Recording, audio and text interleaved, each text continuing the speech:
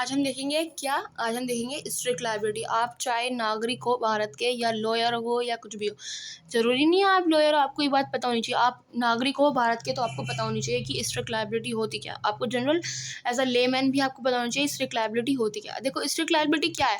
Strict liability हमारी क्या है? ये हमारी, अब हम एक केस लॉ से समझते हैं। मान लीजिए ये आर है और ये एफ है, ठीक है।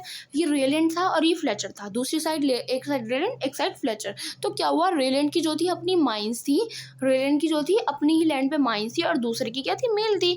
अब इसने क्या किया, जिसकी साइड पे मिल थी उसे चाहिए अब वाटर की ज़रूरत थी उसे, तो उसने क्या किया, इंडिपेंडेंट इसको चाहिए थी वाटर की ज़रूरत, तो इसने क्या किया, एक अपना आर्टिफिशियल, एक अपनी अपनी ज़मीन पे, अपनी ही लैंड पे इनने बनवा लिया एक कुआं सा, जिसमें कि इनसे भर दिया पानी।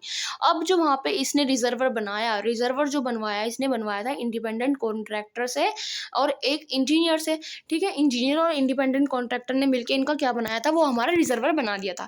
अब रिजर्वर में जो था, इसमें माइंस थे, इसमें शाफ्ट थे, माइन शाफ्ट होते हैं ना, खुले रह गए, मतलब माइन शाफ्ट थे, जिसकी वजह से क्या होता है कि कभी कभी डर रहता है कि कहीं अंदर से सुनामी उनामी ना आ जाए और पानी वानी बाहर ना बह जाए, ऐसा कुछ डर होता है। तो उसके अंदर कहते हैं माइन शाफ्ट थे उस रिजर्वर के अंदर, वो थे, इनको पता लगा, इंडिपेंडेंट कॉन्ट्रैक्टर को पता था कि माइन शाफ्ट है, लेकिन उन्होंने क्या किया, अपना रिजर्वर बनाया, अपना काम खत्म करा जल्दी जल्दी, जैसा आजकल के नॉर्मल ठेकेदार करते हैं कि अपना काम ले लिया और कर दिया बस जैसे जैसे, और जब तक मालिक ना देखे तो कुछ करते ही नहीं सही से। तो वही वाला हिसाब था इनका भी।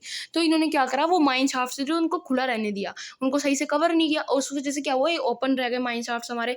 फिर एक दिन क्या होता है, इन माइन शाफ्ट की वजह से वो जब वो एकदम से डिस्ट्रॉयड हुए माइन शाफ्ट, उनके डिसबैलेंस की वजह से क्या हुआ, सारा पानी निकल के चला गया इनकी लैंड पे, रेलैंड की लैंड पे। अब इनके थे माइंस, अब इनके माइंस से तो भाई साहब पानी बह गया, जब फ्लड हो गया सारा कुछ, इतना सारा पानी इसकी ज़मीन पे भर गया, तो इनके माइंस को ऑब्वियसली डैमेजेस होने थे ना, होने थे। तो इन्होंने क्या किया, अब जाके इन पे केस शूट कर दिया, इन पे फाइल किया कि हाँ इन्होंने मेरी डैमेजेस किए हैं, वो सारी भरपाई कौन करेंगे, फ्लैचर करेंगे, किसका, रेलैंड का। तो इन्होंने, अब देखो गलती किसकी थी, गलती थी इंडिपेंडेंट कॉन्ट्रैक्टर की, जो इंजीनियर के इंडिपेंडेंट कॉन्ट्रैक्टर की इनकी गलती थी। भाई फ्लैचर को तो पता ही नहीं था कि इनकी लैंड पे हो क्या रहा है, माइन शाफ्ट खुले हैं कि बंद है, इनको तो ये नहीं पता कि माइन शाफ्ट हो भी रहे हैं।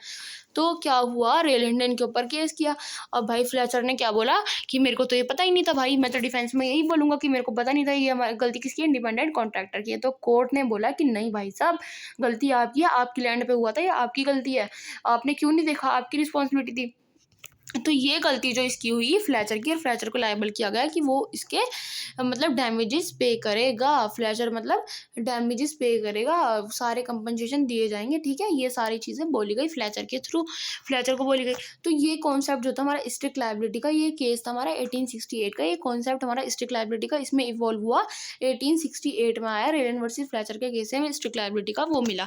अब देखते हैं इसमें बेसिक प्रिंसिपल क्या होता है। अगर हमें जानना हो कि स्ट्रिक्ट लायबिलिटी हुई है या नहीं, तो हमारे बेसिक प्रिंसिपल्स क्या होंगे। पहला होगा कि हाँ, उसमें डेंजरस थिंग होनी चाहिए, यानी कि जो जिसकी वजह से आपको नुकसान हुआ है वो non natural use of land होना चाहिए। जैसे यहाँ पे रिजर्वर था, रिजर्वर क्या था, non natural use of land, क्योंकि मोस्टली पीपल रखते नहीं है रिजर्वर, इतना बड़ा रिजर्वर नहीं बनवा के रखते हो ऑब्वियसली। तो और उसका स्केप होना चाहिए, मतलब स्केप मतलब आपकी जमीन से निकल के दूसरे की जमीन पे जाना चाहिए, जब हम मानेंगे उसको कि हाँ। दूसरी शर्त ये है, अगर आप स्ट्रिक्ट लायबिलिटी का केस लगाते हो।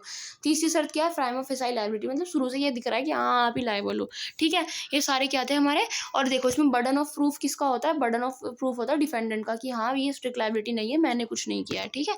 ये वाला एक्सेप्शंस क्या है, एक्सेप्शंस देख लेते हैं हम। पहला क्या है, प्लेंटिफ्स फॉल्ट, यानी कि प्लेंटिफ्स फॉल्ट कैसे, अपॉइंटिंग, और हम नॉक्स के केस से समझते हैं, 1849 का केस है ये। इसमें क्या होता है, एक के लैंड पे क्या थे, पेड़ पौधे थे, वो डेंजरस थिंग थी, यानी कि डेंजरस टाइप के पेड़ पौधे थे। और दूसरे के घर पे क्या था, हमारा हॉर्स था। दूसरे के घर पे जो हॉर्स था वो क्या हुआ, खुल के आया इसकी लैंड पे, जिसकी लैंड पे क्या थे, डेंजरस प्लांट्स थे, उसमें इनने खा लिए पेड़ पौधे, इसके घोड़े ने खा लिए पेड़ पौधे उल्टे सीधे। अब वो गया मर। अब जब वो मर गया, हॉर्स मरने के बाद इन्होंने कर दिया केस, इन भाई साहब ने इस पे केस कर दिया कि मेरा घोड़ा इसके पौधे खा के मर गया, स्ट्रिक्ट लायबल है, इसने पौधे क्यों लगाए। तो भाई उनको याद दिलाया गया कि शर्तें ये थी कि डेंजरस थिंग होनी चाहिए, नॉन नेचुरल यूज होना चाहिए और स्केप करनी चाहिए। तो ये स्केप तो करी नहीं, इसकी जगह, इसकी लैंड पे प्लांट प्लांट्स हैं तो इसकी लैंड पर है ना, ट्री है, जितने भी प्लांट्स हैं इसकी लैंड पर है, तुम्हारी लैंड पे तो ये गए नहीं, और तुम्हारा घोड़ा खुद से उड़ गया है, तो ये हम नहीं कहेंगे कि हाँ ये स्ट्रिक्ट लायबल है। और दूसरा क्या है, एक्ट ऑफ गॉड।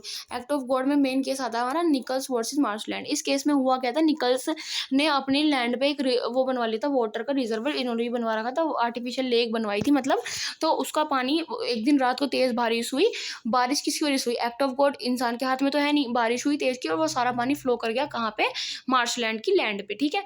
उस लैंड पे जब ये फ्लो कर गया सारा पानी तो इन्होंने कर दिया केस, तो कोर्ट ने कहा कि एक्ट ऑफ गॉड है, बारिश का आना कोई इंसान के हाथ में नहीं होता, नेचुरल है, तो ये एक्ट ऑफ गॉड है, तो यहाँ पे लायबिलिटी डिफेंडेंट की नहीं होगी। अब इसमें क्या है, वॉलंटरी नॉन फिट इंजरी यानी कि म्यूचुअल बेनिफिट, जब दोनों ही पार्टी एग्री कर रही है म्यूचुअल बेनिफिट के लिए, तो वहाँ पे आप केस नहीं कर सकते और वहाँ पे आपको डिफेंस मिलेगा। एक्ट ऑफ स्ट्रेंजर यानी कि आप डिफेंडेंट की गलती ठहरा रहे हो, लेकिन वहाँ पे स्ट्रेंजर आया, स्ट्रेंजर की वजह से ऐसा हुआ है जिसको आप जानते भी नहीं, तो यहाँ पे डिफेंडेंट लायबल नहीं होगा। और स्टैट्यूटरी अथॉरिटी यानी कि जैसे मान लीजिए हमारा रेलवे बनते हैं, ट्रैक बनते हैं, सारी चीज़ें, अगर इनकी वजह से आपको कोई नुकसान होता है तो वो भी नहीं माना जाएगा, क्योंकि वो स्टैट्यूटरी अथॉरिटी है, benefit of public at large, इसकी वजह से, ठीक है। अब हम बात करते हैं एब्सोल्यूट लायबिलिटी। एब्सोल्यूट लायबिलिटी हमारी कौन से केस चाहिए, हम ये एक केस से समझते हैं, सारी चीज़ें हम केस से समझेंगे यार, केस से लिखा करो पेपर में भी, ज़्यादा नंबर मिलते हैं। MC Mehta versus union of India, इसको हम बोल देते हैं भोपाल गैस ट्रेजेडी केस, ये भी बोल देते हैं हम इसको। ये वाला केस में हुआ क्या था, हम देख लेते हैं क्या हुआ था।